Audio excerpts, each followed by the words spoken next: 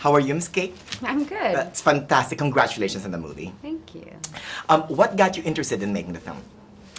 Well, I was really interested in working with the director Wally Pfister.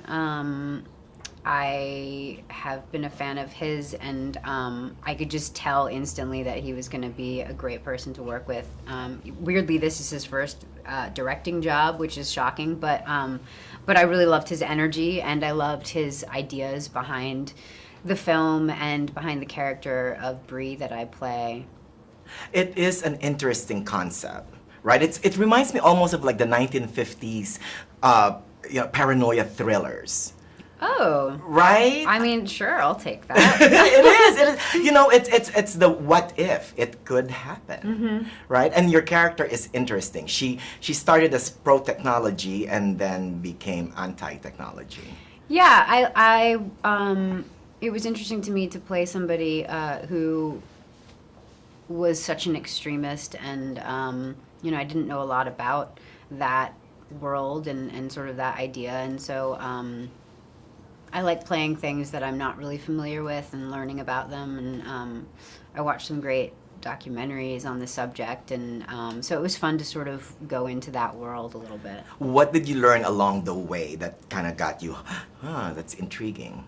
Well, I just think the film in general gets you thinking about the good and the bad of technology and the advances and how it can affect us as human beings, and affects the way we communicate with each other and connect with each other, but also all of the really great things that it does for us as a society. So I just like being involved in something that gets people talking. It is inescapable. Technology is inescapable. Even in the film, the anti-technology people use technology to help them.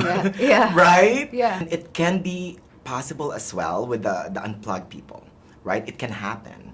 Maybe there are some factions now that are thinking of doing that. What, of just going Of unplugged? just being unplugged and just being kind of anti-technology. Well, I think there are plenty of people in the world that don't have computers and that don't have there are plenty of people in the world but not as but the activists majority, and extremists, yeah, right? The majority clearly use the internet on a daily basis. I know, I am guilty. One of the things that the film brought up is that people not paying attention to, instead of this, we go like this. Yeah. I'm guilty. Are you? Yeah, totally. Right? Yeah. But you just have to, the thing is that, and I think you feel this way when watching the movie, or at least I did, is that if you're conscious of it and you have to remind yourself of it, you don't have to be you have to connect in other ways. You don't have to be on, your phone to be connecting with the outside world.